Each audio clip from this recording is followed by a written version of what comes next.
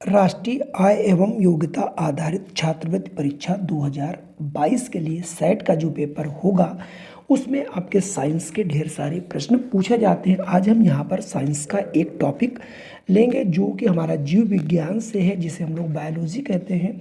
उस बायोलॉजी में सूक्ष्म जीवों के बारे में अध्ययन करेंगे और सूक्ष्म जीव किसके बारे में यहाँ पर जो भी प्रश्न है, बहुत ढेर सारे प्रश्न हैं जो कि कई बार पूछे गए हैं। उसमें आपका जैसे जीवाणु है उसके बारे में सारी बातें हम लोग यहाँ पर उसके प्रश्न लेंगे। डायटम क्या है उसके बारे में लेंगे। आपका कवक क्या है उसके बारे में कौन कौन से प्रश्न पूछे गए हैं उनकी बात करेंगे। आपके विषाणु क्या है, वायरस जिसे हम लोग अंग्रेजी में कहते हैं प्रोटोजोआ है।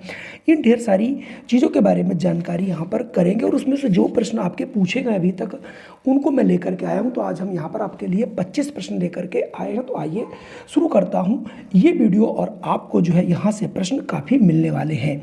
पहला प्रश्न है, सूक्ष्म जीव किस पर्यावरण परिस्थिति में रह सकते हैं? तो अंतः परजीवी के रूप में, बाह्य परजीवी के रूप में, समुद्रों में या उपयुक्त सभी तो सूक्ष्म जीव हैं। ये सभी जगह यानी तीनों जगह रह सकते हैं। तो यहाँ से ऑप्शन आपका डी सही होगा। अगला प्रश्न है, इष्ट होता है यानी इष्ट क्या है? इष्ट जो है ये मृतोपजीवी, कवक और एक कोशिकीय जीव दोनों है, इसलिए यहाँ से ऑप्शन सी हो जाएगा। बस याद रखना कि ईस्ट जो है वो हरित लवक शैवाल नहीं है।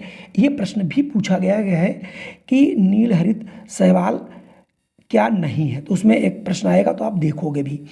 तीसरा प्रश्न आपसे पूछा गया, निम्नलिखित में से सूक्ष्म जीव होता है, तो इसमें से सूक्ष्म जीव कौन है? मैंने अभी आपको जब इंट्रोडक्शन करा रहा था इस चैप्टर का तभी मैंने बताया था।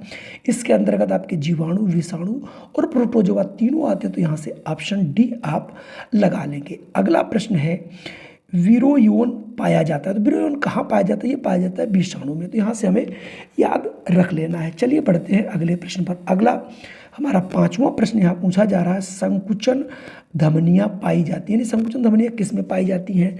जीवों में पाई जाती हैं, अमीबा में पाया जाता है, या फिर जो है अमीबा में पाया जाता है। तो इसका सही आंसर होगा अमीबा में, यानी जो संकुचन धमनियाँ है वो अमीबा में पाई जाते हैं। चलिए मैं बढ़ते हैं अगले प्रश्न पर। तो छठा प्रश्न है, पैरामीशियम में पाए जाने वाले सिलिया होते हैं, तो पैरामीशियम में जो है पश्च भाग में लंबे होते हैं। तो यहाँ से हमारा ऑप्शन जो है वो सी वाला बिल्कुल सही होगा। अगर मैं बात करूँ आपके 7वें प्रश्न की, तो 7वां प्रश्न आपसे पूछा जा रहा है, राइजोपस हाइफी की दीवारें बनी होती हैं। तो जो राइजोपस हाइफी होता है उसकी जो दीवारें हैं वो किस चीज़ की बनी होती है? सबकी दीवारें अलग अलग बनी, तो इसकी काइटिन की बनी होती हैं। ठीक है, जिससे हमारा ठीक है, तो काइटिन यहाँ से याद रखना है। अगला हमारा प्रश्न है, यूग्लिना किस उपवर्ग में आता है? वेरी मोस्ट इंपॉर्टेंट, दोनों ऊपर के भी इंपॉर्टेंट थे और ये भी आपका प्रश्न वेरी इंपॉर्टेंट। इसका नाम है फाइटोमास्टोगोफोरा। ठीक है, तो अगला प्रश्न हमारे पास है 9वां, किस विषाणु को सबसे पहले निर्जीव रूप में संश्लेषित किया गया था? वेरी मोस्ट इंपॉर्टेंट, बहुत बार पूछा गया है ये प्रश्न और ये आपके कोर्स में भी है। तो ये है तंबाकू मोजक विषाणु। तो यहाँ से ऑप्शन सी हो जाएगा। चलिए बढ़ते हैं अगले प्रश्न भी वेरी मोस्ट इंपॉर्टेंट है, थैलोफाइटा में सम्मिलित है। तो थैलोफाइटा में केवल शैवाल जो है आपके वो सम्मिलित रहेंगे। तो यहाँ से ऑप्शन बी हो जाएगा। अगर मैं प्रश्न 11 का करूँ, वेरी मोस्ट इंपॉर्टेंट प्रश्न है, सभी शैवालों में क्या होता है? क्लोरोफिल ए तथा कैरोटीन, क्लोरोफिल ए तथा पी, और अगला है फाइकोबिन तथा कैरोटीन। तो इसमें जो शैवाल होते हैं इसमें आपका पाया जाता है क्लोरोफिल ए और कैरोटीन। तो यहाँ से ऑप्शन ए सही होगा। अगर मैं प्रश्न 12 की बात करूं, पूछा जा रहा है, द्विखंडन जो अनुप्रस्थ रूप से होती है पाया जाता है, किस में पाया जाता है? ये पूछा जा रहा है। तो ये पाया जाता है पैरामीशियम में। तो यहाँ से ऑप्शन आपका सी वाला सही होगा। अब मैं प्रश्न 13 आपको पढ़ता हूँ। 13वां प्रश्न है, गैमेटिक यानी अर्धसूत्री विभाजन होता है, तो कहाँ होता है आपका? ये आपको यहाँ से बताना है। ठीक है, तो ये 13वां जो प्रश्न है इसमें ये आपके उपरोक्त सभी में जो है गैमेटिक अर्धसूत्री विभाजन पाया जाता है, इसे हम लोगों को याद रखना है। 14वां अगर प्रश्न देखा जाए, ये आपसे तो मैंने कहा कई चीज़ें हिंदी और इंग्लिश दोनों में आपको याद रखने का प्रयास करना, भले आप हिंदी मीडियम के हों लेकिन इंग्लिश मीडियम के कई शब्द उसमें मिलते हैं, क्योंकि ये पेपर SCRT बनाता है। तो कभी कभी कुछ प्रश्नों के उत्तर आपको अंग्रेजी में भी, मतलब उसकी हिंदी में लिखा होगा प्रश्न, भले हिंदी में हो लेकिन उसकी इंग्लिश लिखी होगी। तो 14वां जो आपका प्रश्न है, डाइटम में संचित भोजन होता है, तो कौन सा भोजन होता है? ये होता है क्राइसोलेमिनिरियन। तो यानी ये ऑप्शन यहाँ से आपका जो सही हो जाएगा वो हो जाएगा सी, 14 का सी। चलिए बढ़ते हैं हम अगले प्रश्न। 15वां देखिए, बढ़िया प्रश्न है, कई बार पूछा गया है। जीवाणुओं का वर्गीकरण निम्नलिखित में से किस आधार पर किया जाता है? तो जो जीवाणुओं का जो करा जाता है वो करा जाता है ग्राम निगेटिव तथा ग्राम पॉजिटिव, यानी ऑप्शन सी यहाँ से सही होगा। 16 की बात करें तो जीवाणुओं के जीनोज्म को कहा जाता है, उनका जो जीनोज्म है उसे क्या कहा जाता है? उसको कहते हैं न्यूक्लियोइड, यानी ऑप्शन बी। अगर मैं बात करूं 17 की, तो साइनोबैक्टीरिया क्या होता है? तो साइनोबैक्टीरिया होता है फाइटोऑटोट्रॉफस,